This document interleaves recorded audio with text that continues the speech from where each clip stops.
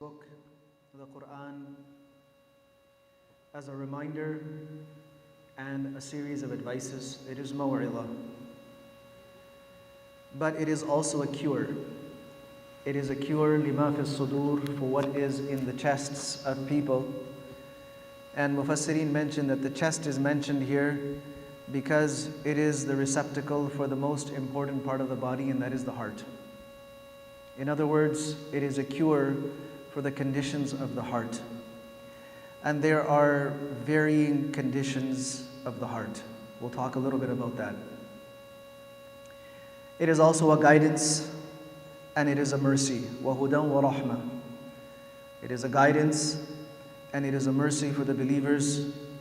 And mercy is, rahmah is in fact an-ni'matu ala al-muhtaj, to do a favor on someone who is in need of it. So this Quran is something that all of mankind is in need of, but only those who are using it and applying it will have access to the shifa that this Quran holds.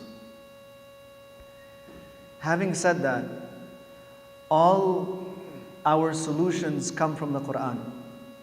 We just need to understand the Quran.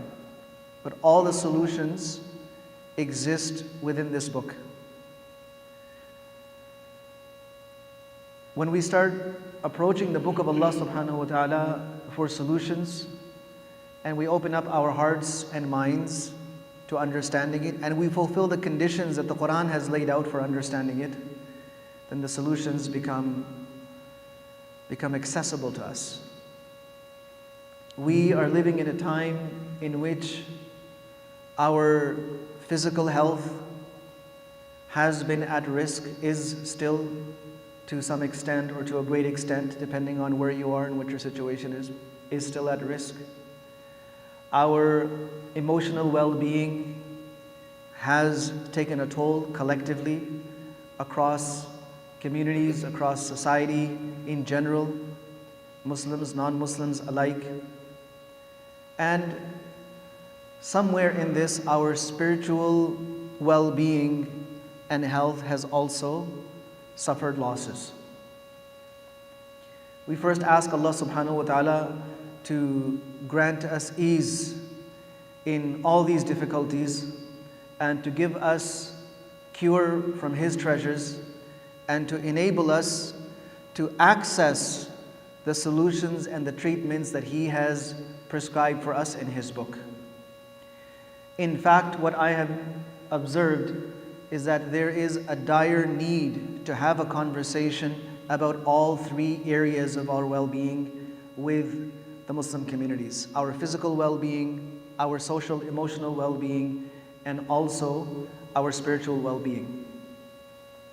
This body is an amana. It takes certain impacts. It manifests those impacts in certain ways.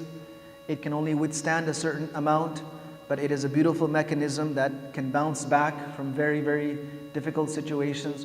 But how to care for these bodies, I believe, is something that our communities should be educated about. What are the things that are harming our bodies? What are the things that will help our bodies? What are best practices? What are good lifestyle changes that everyone should make? There is a conversation that needs to be held just in this regards. It's a vast topic. Emotional health, because the human being is a multifaceted being. We have many aspects to our existence. We are not just physical. We have, yes, this physical being, but we are also emotional creatures. We have a very complex system of emotions that is embedded within us, and it is actually it's a gift to us by Allah subhanahu wa ta'ala, who gave us these bodies, also gave us these emotions. There is a conversation that needs to be had with communities about what these emotions actually are, how to understand the emotions, and thereby, as a result of understanding them, how to cope with them. Otherwise, there are many emotions that are actually there to inform us of certain things that are happening inside. But if we don't understand them, they disempower us. And they lead us to carrying out such responses and reactions that only do harm. So we need to actually understand. We need to start understanding our emotions. Amongst the many issues involved in the emotional realm, a couple that have been chosen for this discourse: depression and stress. Now, the topic for some people is not a very exciting topic. For other people, it's a question of life and death, because they're going through that, or they know someone very close to them who is experiencing that. Everyone goes through stress. No one is immune from stress. But depression is it's a very strong and potentially a very dangerous emotional state. In the Quran, Allah subhanahu wa ta'ala repeatedly gives this message to us that He wants to save us from two types of emotional states. In fact, He wants to save all His beloved people from these two emotional states.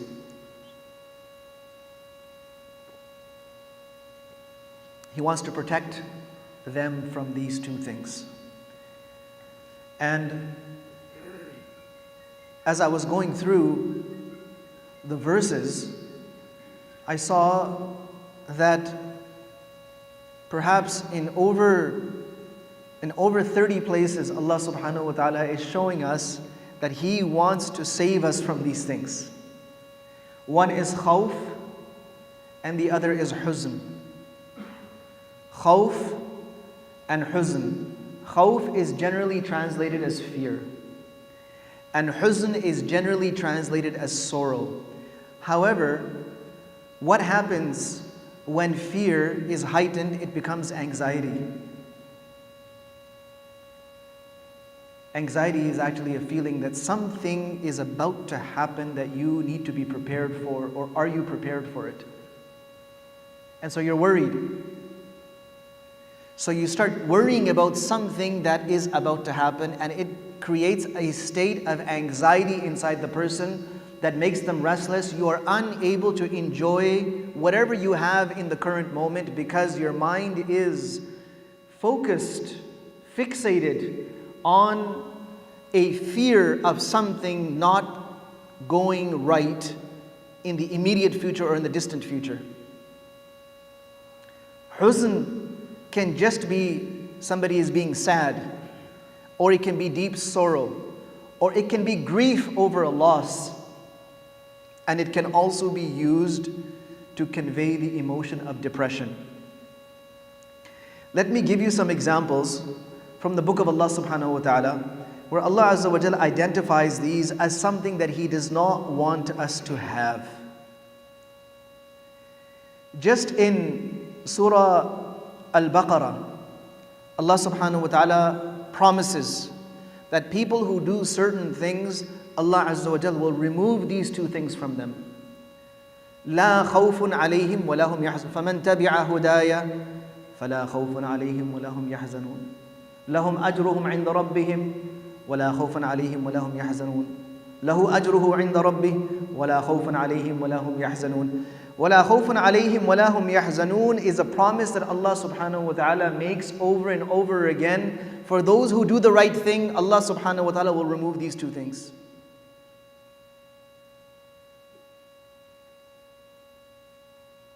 Musa alayhi salam's mother, أَلَّا تَخَافِي وَلَا تَحْزَنِي إِنَّ رَادُّهُ إِلَيْكَ.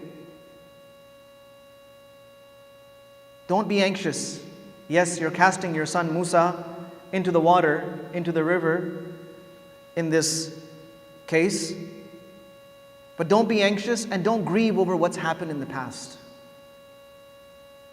And one of the big promises that will happen when the pious people are leaving this world, those who stood firmly on their iman as they are leaving and the angels are coming. It's a moment where there is immense anxiety about what is going to happen with me. And there is great regret and sorrow over all my previous mistakes. Those are the two things that are going through a person's mind. So angels are sent just to pacify the person. تَتَنَزَّلُ عَلَيْهِمُ الْمَلَائِكَةُ. Why are they coming? أَلَّا تَخَافُوا وَلَا تَحْزَنُوا. To remove the anxiety and to remove the grief, the sorrow, the worry of what has passed. And one of the great announcements that Allah subhanahu wa ta'ala will make on the Day of Judgment for the people of Jannah, Ya ibadi la khawfun alaykumul yawma wa la antum tahzanun. No more anxiety and no more worries. Repeatedly in the Quran, Allah subhanahu wa ta'ala is consoling Rasulullah sallallahu alayhi wa sallam.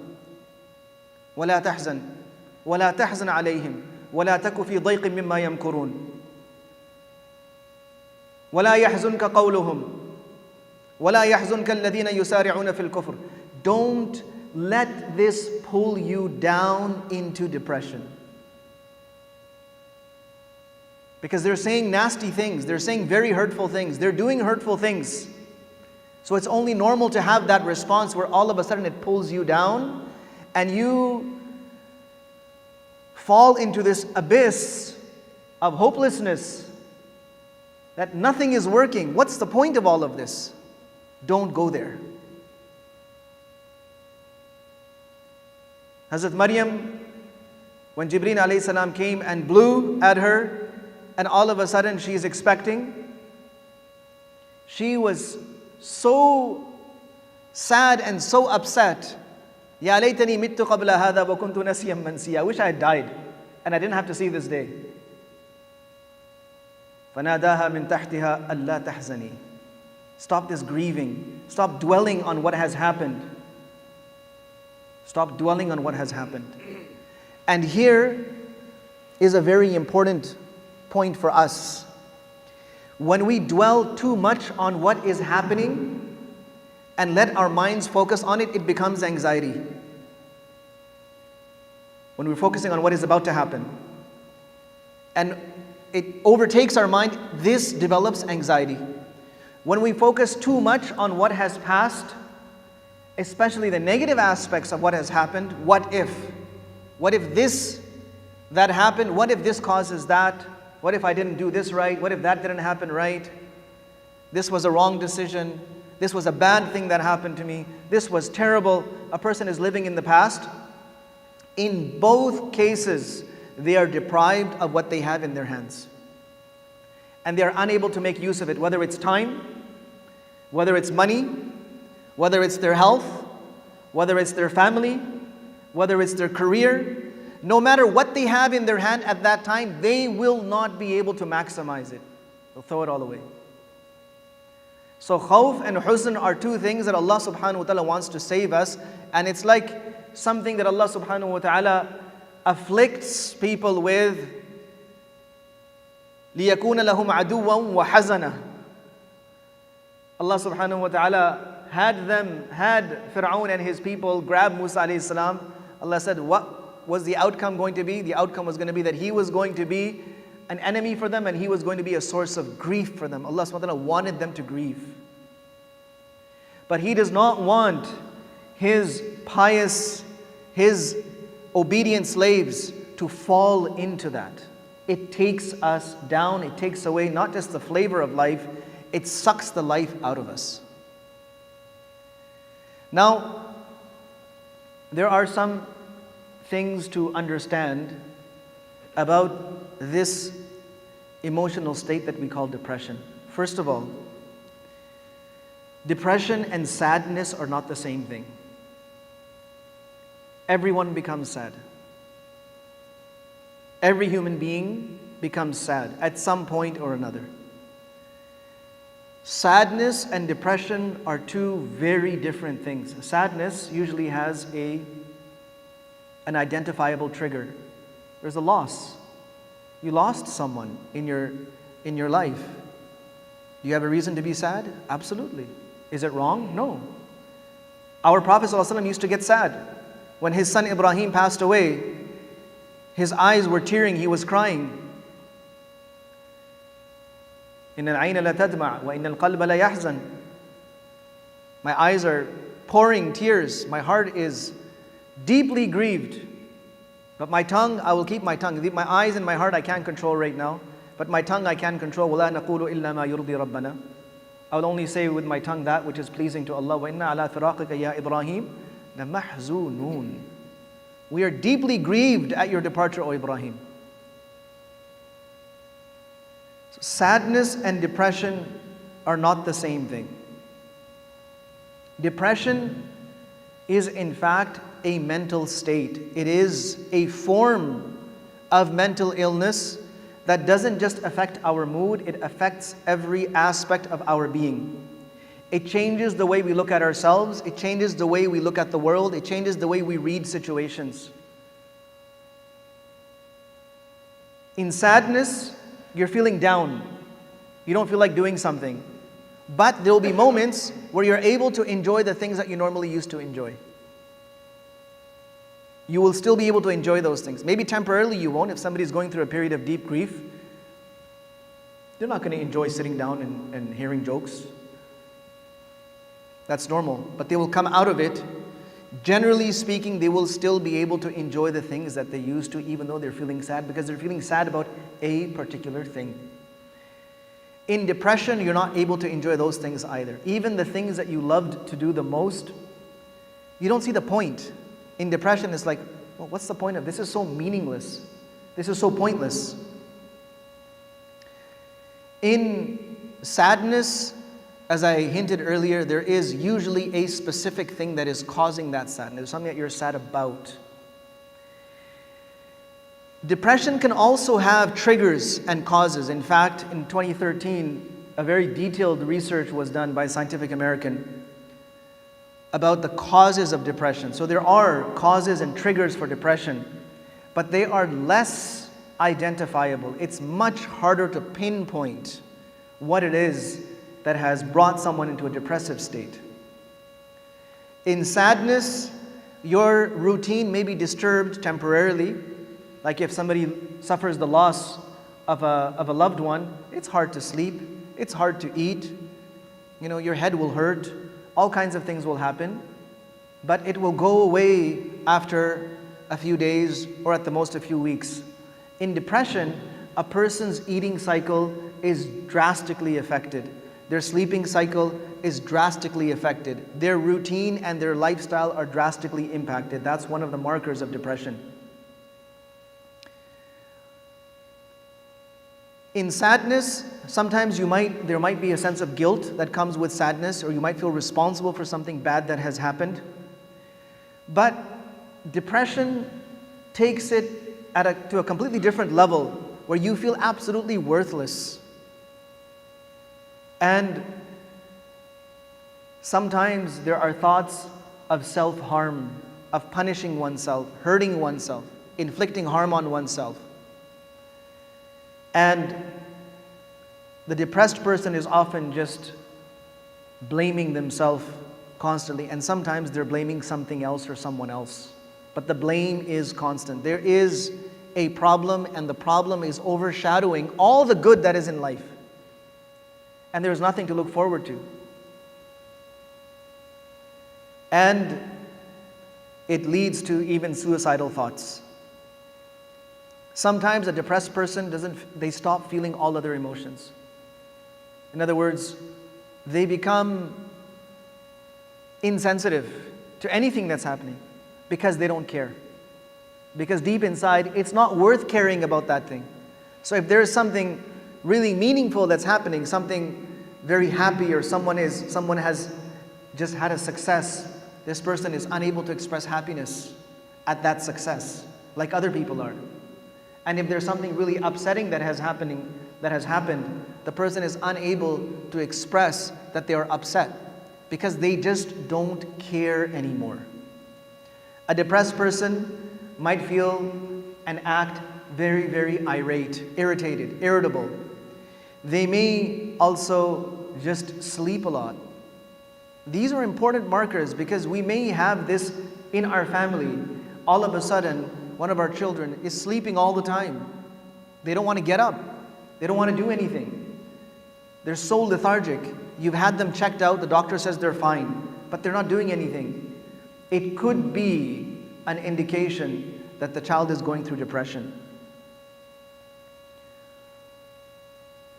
Of course, this type of depression is separate from depression that is well documented to be arising from certain situations. For example, postpartum depression that many women get after giving birth to a child.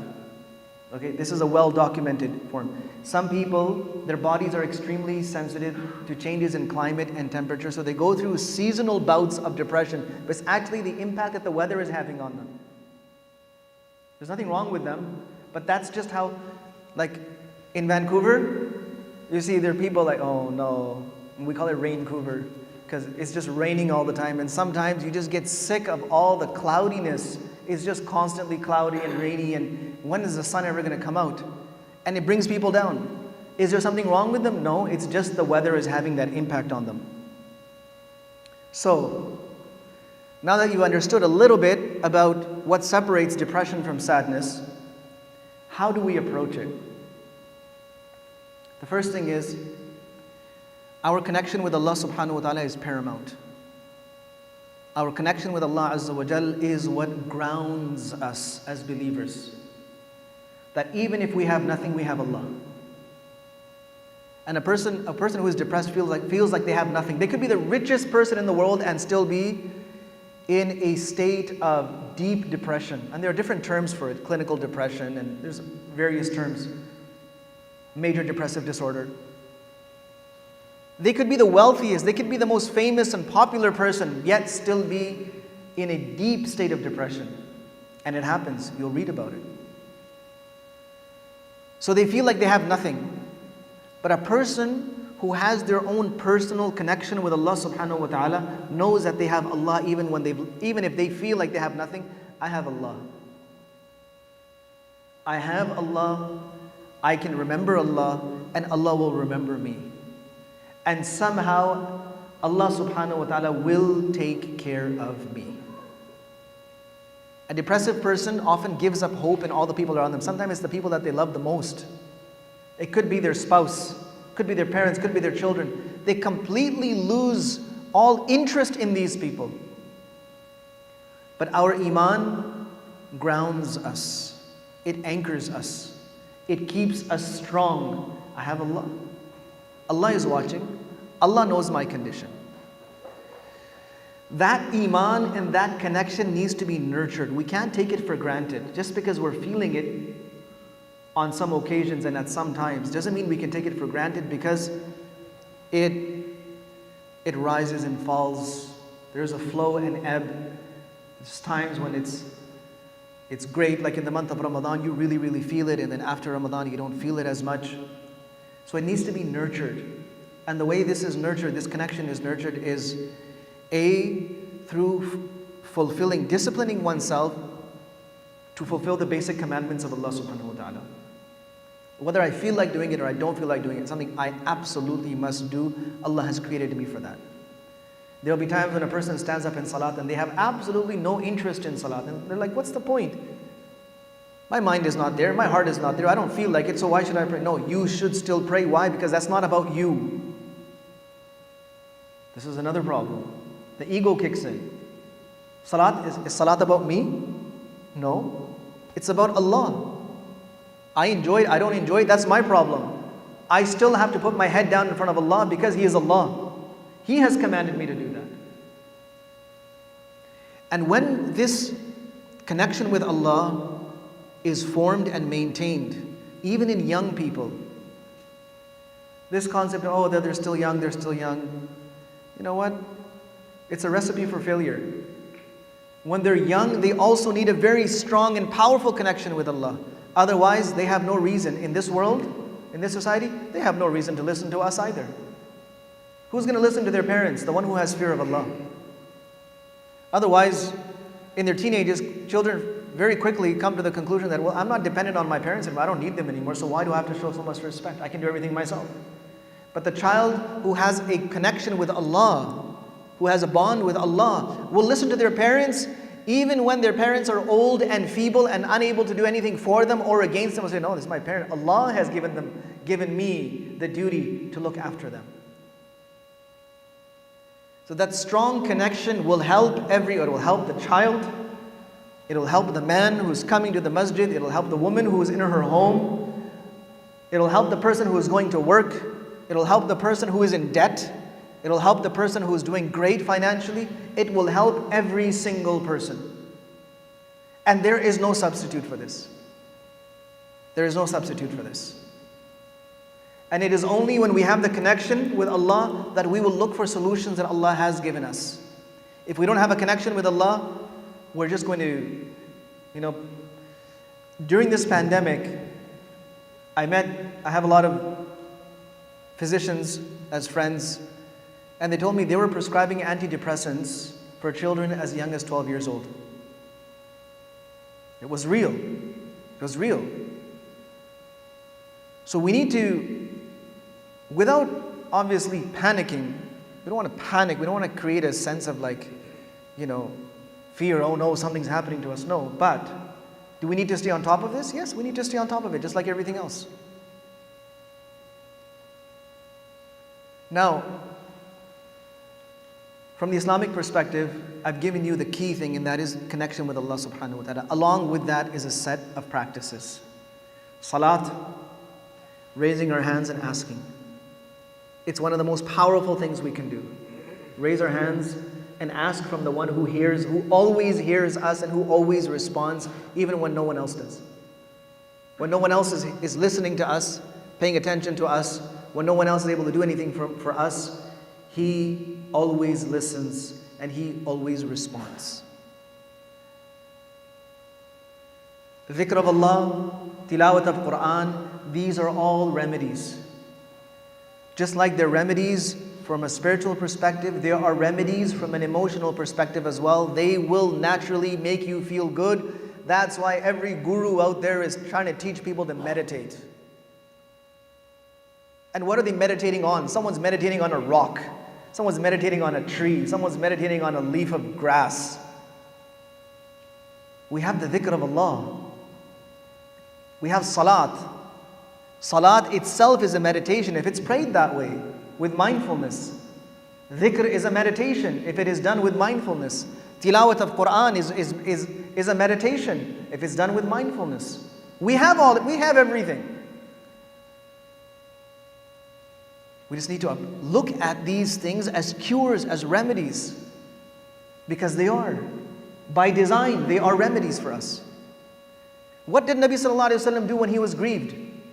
كَانَ إِذَا حَزَّبَهُ أَمْرٌ فَزِعَ إِلَى الصَّلَاةِ.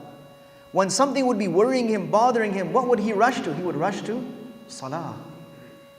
The salat, جُعِلَتْ قُرَّةُ عَيْنِي فِي الصَّلَاةِ. It was giving him comfort. It was giving him joy. Qurratul Ayn is joy. It was giving him joy. Why? Because he was praying in that way. So we can start praying that way as well. It's not just for the elite in this ummah. It's for everyone. So these practices will help us stay afloat amidst emotional turmoil, amidst confusion, amidst the dark fog of not knowing what's happening with me and what's wrong and how come nothing is going my way.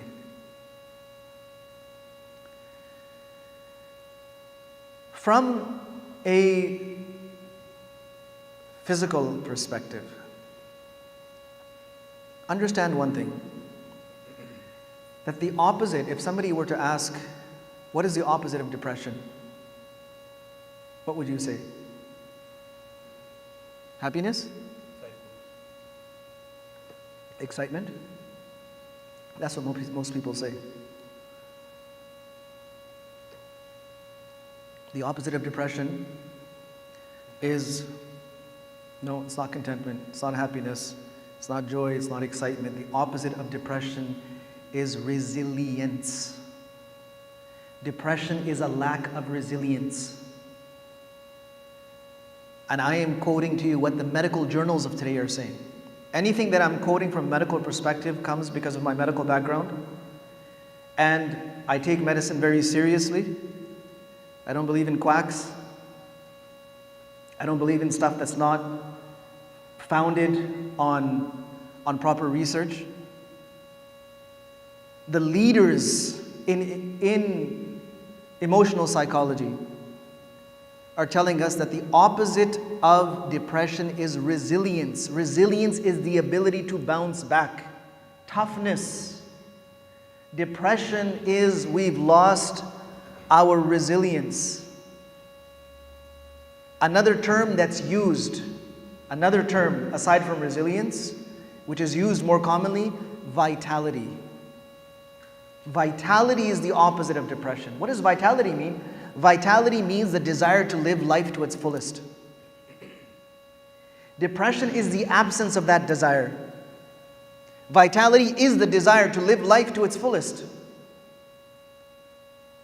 Vitality, literally from its Latin, it means life, to be alive.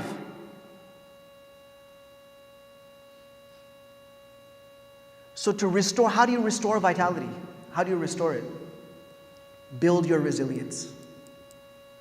The treatment of depression is done by aiming for vitality, by building resilience. There are things that we would normally be able to tolerate and bounce back from. That's our resilience. But our threshold of resilience falls, so our vitality comes down. Our vitality comes down. When we work on our resilience, and I'm going to go into it a little bit more detail in case it sounds confusing right now. When we work on our resilience, we restore our vitality. And vitality is the desire to live life to its fullest, to make the most of whatever it is that we have, which is necessary. It's necessary in deen, it's necessary in dunya. It's necessary for our physical health, it's necessary for our emotional health. One of the things that has happened, this is research that I'm quoting, a direct correlation with the use, between the use of social media and devices, or the overuse of social media and devices, and depression in teenagers and youth.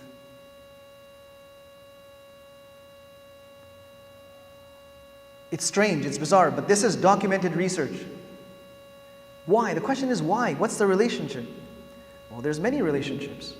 The first thing is, when we go onto social media and we see all of these people flaunting themselves and presenting themselves as so popular and so likable and getting all these likes, so then we start posting and we start looking for likes. And if we don't reach a certain quota of likeness, we feel like I'm worthless. Nobody likes me. I'm absolutely useless. What's the point? I made all of that effort. For some people it's selfies, for some people it's silly videos, for some people it's this thing, it's that thing, it's the other thing. Oh, nobody likes me, no one's paying attention. Look at that guy, he got 100,000 likes. And me, I don't even have 10. So what we have accustomed ourselves to is this concept of instant gratification.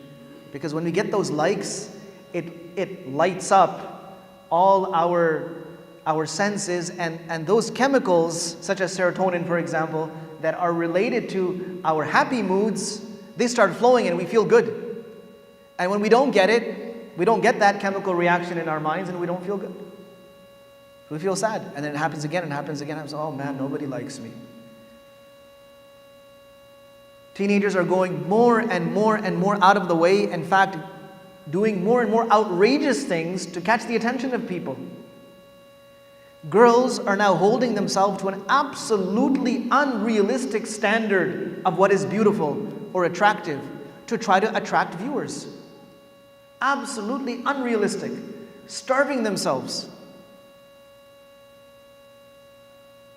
Putting themselves into cycles of eating disorders. And getting depressed along the way. Because we're used to getting what we want, when we want. That's where resilience falls. Being able to withstand not having it right now. I see my phone. I grab it and I can see everything I want to see. And what happens when it's not there? I start getting antsy, start getting jumpy. Where's my phone? Where's my phone? Where's my phone? This is not, I'm not talking about for like important calls or for something. It's like, no, where is it? I need it right now. Because I'm not getting that stimulus. We have made ourselves so accustomed to artificial stimulus that when we're not getting it, it's like, oh, this is terrible. I need to check that social media platform. I need to check those posts. I need to check my likes. I need to check my messages. For adults, it's like WhatsApp and Facebook and whatever. And for youngsters, it's a different sort of set of platforms. But we're constantly checking. The kids are constantly checking. And when you can't check, it's like, oh no, FOMO, fear of missing out. This reduces our resilience because we're so accustomed to having what we want on demand. You know, back in the day, people had to get up off their behind and go and change the channel on the TV. And then we got remotes. And when someone lost their remote, they could still go and change the channel, but they would spend half the day looking for the remote. Yes or no?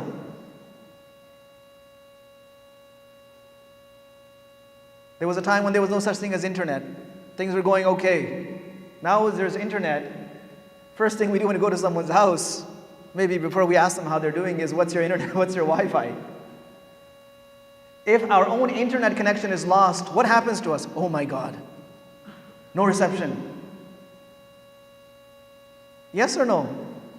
That's who we've become. Everything is on demand. I need something, I'm going to order it on Amazon Prime and I'm going to have it today. I'm going to get the thing that comes today. All of this, look, it comes at a cost. I'm not saying that this by itself is bad. I think it's great. I order something, I don't have to go to the store. I'm just going to order it. It's just going to come. Now you have all of these services that bring the food to you. You don't have to go to a restaurant. That's good. In the pandemic, it's safer to stay at home. That's great. I'm getting everything. Everything revolves around me. Everything comes to me. My teachers come to me online. My tutors come to me online. Everything comes to me. The whole world revolves around me. But all of this comes at a cost. Our resilience is reduced. When our resilience is reduced, our vitality, our ability to live life to its fullest is also reduced. People who have less technology and who are out there doing stuff with their hands, they're walking, they're exercising, they're doing physical labor, you'll see them, they're some of the happiest people today. Some of the happiest people in the underdeveloped countries. It's uncanny, the smiles on these people's faces. Here, you have to convince someone to smile. Like, no, I don't feel like smiling. No, I'm just not in a happy mood. You go, there's people got these big grins on their face all day. What are they so happy about? Hey, what do you have that I don't? They have resilience and they have vitality.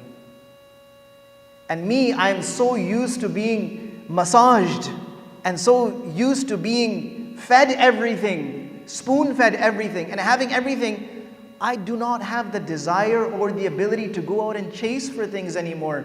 That's why our children are now going through this weird phase where I'm just going to work from home. You haven't even finished university yet. I'm doing university from home too. I'm just going to work from home. Go and look for a job. Nah, forget it. It'll come. It'll happen. So that society that was out there chasing for opportunities is now waiting for, well, how come I didn't get hired? Because you didn't go, you didn't apply. No, then I had to go over there to give that interview. Well, you know what? That's part of the process. No, can't we just do it online? So our resilience comes down with our, it's a sensitive word, but laziness maybe, inactivity, lethargy, all right?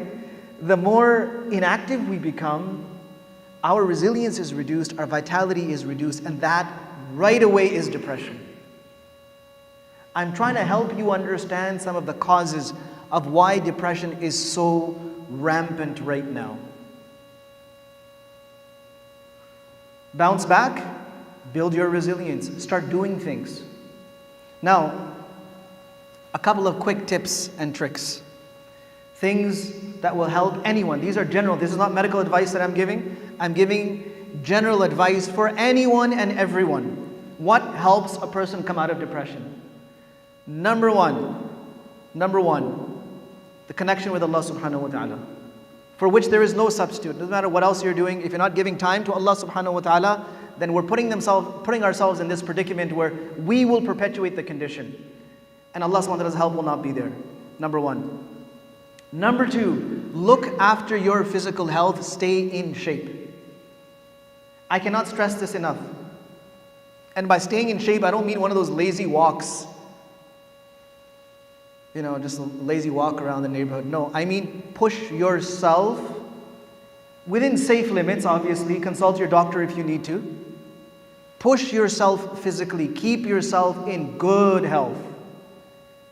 We need a society of people that are in good shape. Pushing yourself physically, it automatically releases all of those same hormones that make a person feel good, that a lot of these antidepressants are trying to push into our systems. Go for a brisk walk, fresh air, do a workout, go for a jog, jump rope, do whatever. Get the blood moving, exercise. Number three, eat healthy. We are like the over-caffeinated society where we're just pouring it down, just chugging it down. Tim Hortons tastes pretty bad after Australian coffee, by the way. Tim Hortons tastes gross. The first few times I was like, oh my God, this is yuck. But here I am. It's been over a month now, and I was like, okay, I gotta go to Tim Hortons now. We are relying on these, obviously it's a chemical, caffeine is a chemical, it's a stimulant. We're relying on them more and more and more. In the process, we're burning out our own circuitry that was there to take us through. Now, a cup of coffee a day is not a bad thing. It won't hurt you. 1 cup of coffee, maybe 1.5, maybe 2, all right. But look at us today, we're like people are chugging down 5, 6, 7 cups of coffee a day. Unbelievable. Wasn't this body created to stay awake on its own? Somewhere, wasn't there a mechanism that keeps it awake? Yes, it was called nighttime, sleeping at nighttime. وَجَعَلْنَا اللَّيْلَ لِبَاسًا وَجَعَلْنَا نَوْمَكُمْ سُبَاتًا. The sleep is a period of restoration and rejuvenation. That's what subat means. It rejuvenates us. Melatonin is released, and all of a sudden you feel great. You feel fully charged. But now we're sleeping, and we still get up in the morning, we're groggy as anything. I can't start my day, I need my coffee. That's how we've done that to ourselves. So overly relying on stimulants. For some people it's pop. And those types of drinks. Whatever the case is, drink more water, more fruits, more vegetables, eat good, clean food. Fruits and vegetables are amazing for lifting your mood. Lots of fruits, lots of vegetables, fresh ones, fresh salads. This stuff is good for you. It's feeding your brain. In supplementation, getting the full range of the omega fatty acids. So for some people, and not everything works for everyone. Fish oils are really good for this.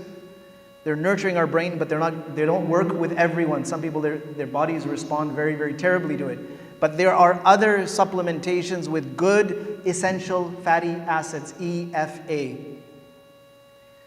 So the omegas are extremely important, and they're also mood lifting.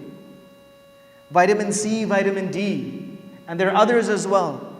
A good well-rounded supplement, vitamin B and the whole B complex is amazing for mood. In fact, it's prescribed. If you go and look for anti-stress formulas in the pharmacy, you'll see they're all vitamin Bs. Take a good vitamin B supplement. It's amazing for your mood and for your energy levels. And there's one that I prescribe for men. It's not an easy one. You got to really, literally man up to do it. But it's amazing. It is amazing, and once you get into it, it's addictive. And it is extremely, extremely beneficial for men's health. And it's one of the most amazing mood regulators. And that is cold showers. Bet you weren't expecting that. I know you're cringing just from hearing about it. It's like, ooh, man, you don't have to do it all of a sudden. Try it like 30 seconds. Freeze, scream like a little girl if you have to. Turn it back to warm, then turn it back to cold. Let your body acclimatize to it. But I'm telling you, cold showers are not only are they amazing for your immune system, it's an immune booster, boosts your immune system, and it regulates your mood. Like the morning that you take a cold shower, I know most of you will never do this, you won't even try it, but the morning that you do, you will feel great that day. Not to mention that it kills a lot of the inflammation in your body.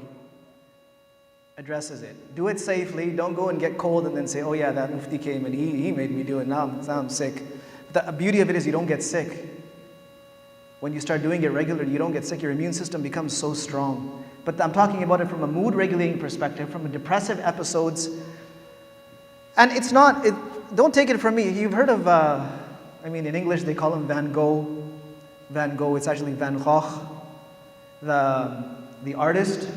Right? He went through manic depression to the point where he cut off his own ear. Famous artist. His paintings were famous. He became so depressed and suicidal that he cut off his own ear in a bout of this suicidal depression. He went into an asylum. What was his treatment? Cold baths. Even at that time they understood. It was to regulate his mood, not his body. So I'm telling you, something to consider. Another thing, and this will help in reducing stress as well, get good sleep. Now, good sleep can be longer sleep, but not necessarily.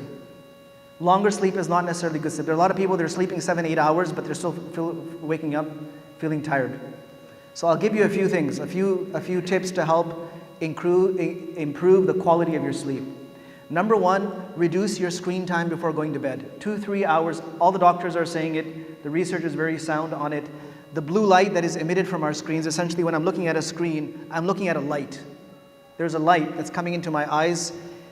It diminishes my body's ability to fall asleep. And it diminishes my body's ability to go into deep sleep.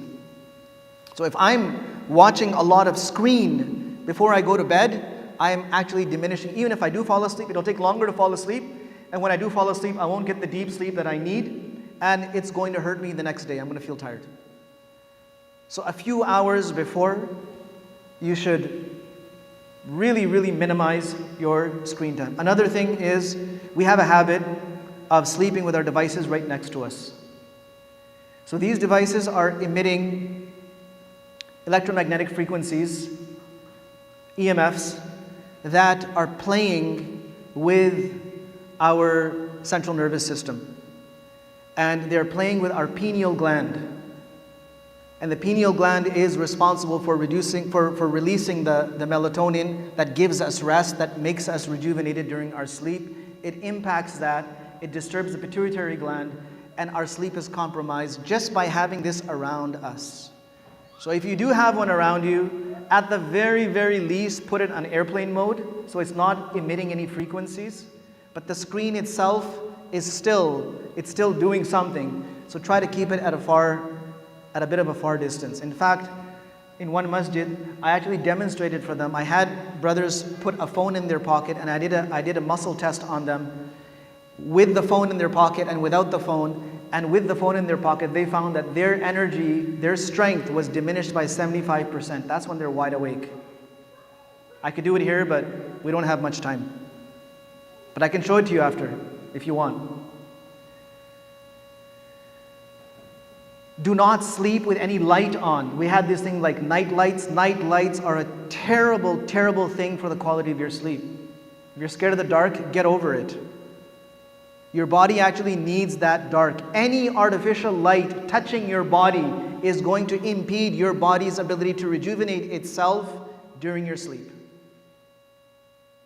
And you know what happens when a person is constantly getting bad sleep?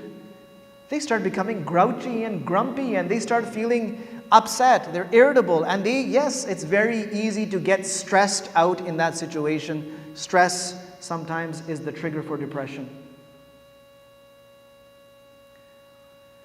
Good relationships. Working on our relationships, the quality of our relationships. There was recently a study that was done, widely published. It was done over 30 years, and they were looking at the longevity of the lives of those people who lived the longest. What was the thing that they had in common? And they did this over, I think, over 1 million people. They checked to see what is the one thing that they had in common. They thought maybe it's water quality, food quality, this, that, the other thing, and they found that it was none of that. It was only one thing that every one of these people who lived up to 100 or more, that they had in common. And that was really, really good relationships with the people in their lives.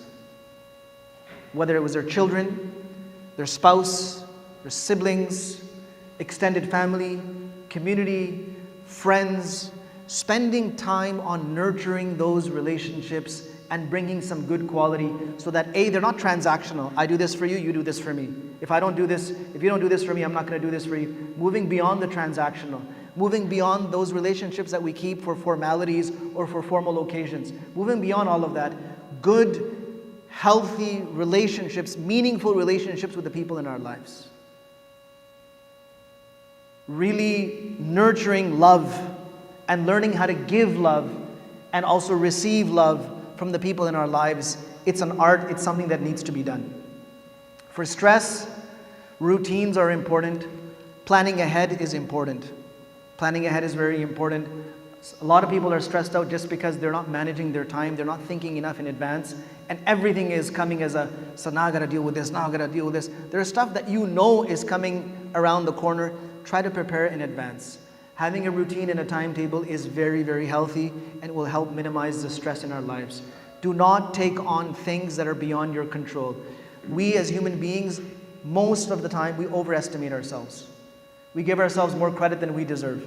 And we overestimate ourselves. And we think, I can take this on, and that on, and that on, and I can manage it. You know what? It comes at a cost. It comes at a cost. There's only one thing that you should load yourself with, and it's not going to hurt you, and that is the ibadah of Allah subhanahu wa ta'ala. No matter how much you bring, it's only going to bring more energy and more life into your life. These are some reflections, some thoughts. It is by no means a complete discourse on the topic, but I think for the purpose of general education of the masses of the community, I think it is sufficient at this time. May Allah subhanahu wa ta'ala open up the doors of shifa for all our amrad, for all our ailments, whether they are physical or emotional. Nabi sallallahu alayhi wa sallam taught us this dua, Allahumma inni a'udhu bika min al-hammi wal-huzn. Oh Allah, I seek refuge in you. I seek your protection from worries and depression. So if it's something that we have been taught to take refuge in Allah from, then it means we must also take measures to keep it at an arm's length from us. Otherwise, there's so much at stake. Our deen on one side is at stake. The well-being of our families, those who depend on us, as parents or as siblings or as whoever, as children whose parents might be needing them. There is a lot resting on our well-being. And we need to be able to bounce back from difficult circumstances and build that resilience so we can come back stronger than before and meet whatever challenges that there are to come. Asking why me, why now, why this? This is not the solution. This is not what is going to make our problems go away. Rather, to take a stronger approach, a positive approach, and the confidence that yes, Allah has put it in me to tackle this. Allah subhanahu wa ta'ala has given me the ability to tackle it. Allah subhanahu wa ta'ala has laid out some principles. If I follow them, then I will be able to look after it. Inshallah, that's the path that we will take, and that is the path that we will endeavor to follow. And lastly, this is a sensitive issue, and I found that many people get they get upset, but it's a reality. If somebody does not appear to be doing well emotionally, then we should not hesitate to seek professional help. We should not hesitate to seek the assistance of a psychiatrist they are experts in this. Okay? Go to someone that you trust. Don't go to someone who's just going to douse you with medications, because that's not going to do you any good. Okay? An antidepressant, maybe use it for a day or two, but if somebody is on antidepressants, you know what? It's going to really, really mess up your system, your digestive system at the very beginning, and the rest of your organs, and a lot of your, you become dysfunctional after a while. Anyone who's gone down that path knows that. But rather someone who knows, who understands, who's able to relate. So that's one thing. Do not hesitate. And look, it's not always somebody did something to me. Someone's doing something. They're doing something. Someone cast a spell on me. They cast a spell on. It's not always someone casting a spell on someone. It's not always the case. In fact, it is hardly ever the case. And if there is someone out there who tells you, for every problem that you have, someone did something to you, you know what? Just keep a distance from that person. There are many other reasons why things happen, why things manifest themselves. It's not always someone trying to cast a spell on you or do something evil to you. All right? That's one thing. The other thing is that when we see somebody in a depressive state, it's not their fault. And this is really hard to grasp with, because often we'll start bashing that person. A child who's in depression, yes, they need to be urged out of it, but if we blame them for being like that, we're not doing them any favors. It's not their fault. A person can't give themselves depression. You get depressed because of a lack of resilience, a lack of vitality. So when someone is depressed, let's focus on building that up. And when I say go to professionals for help, I mean go to them for help to get strategies on how to boost this person up. That's actually what we're going to them for. They will look at that person's situation, understand, where this is coming from. What are some good strategies we can use in the house? But attacking them, condemning them, oh, you're just lazy, you're good for nothing, look at you, what's wrong with you? That's not going to help anyone out of depression. So we do need to be sensitive, we need to be caring, we need to have a compassionate approach, an educated approach. And if whatever we don't understand, we go to people who do understand, and they will help us through it. May Allah subhanahu wa ta'ala open up the doors of ease for us, our families, and grant us all the different types of health that He has made available for humanity. And may Allah Azza wa Jal save us from all types of pains and worries and sicknesses, and give us the best of this life and the hereafter. هذا وصلى الله وسلم وبارك على نبينا محمد وعلى آله وأصحابه أجمعين. ठीक है जी, बस छुट्टी.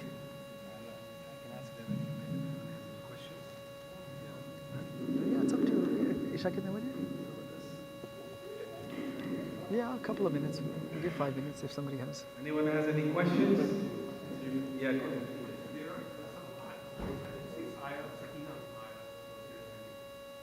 It can be a little louder. Yes. What about them? They could, but before we use these things, we should ask someone who is knowledgeable about it. Yes, there are verses where Allah subhanahu wa ta'ala has used the word sakina. Anzalallahu sakinatahu. There's no harm in using these, reciting things, but ask someone. Ask someone if this is the right thing for this.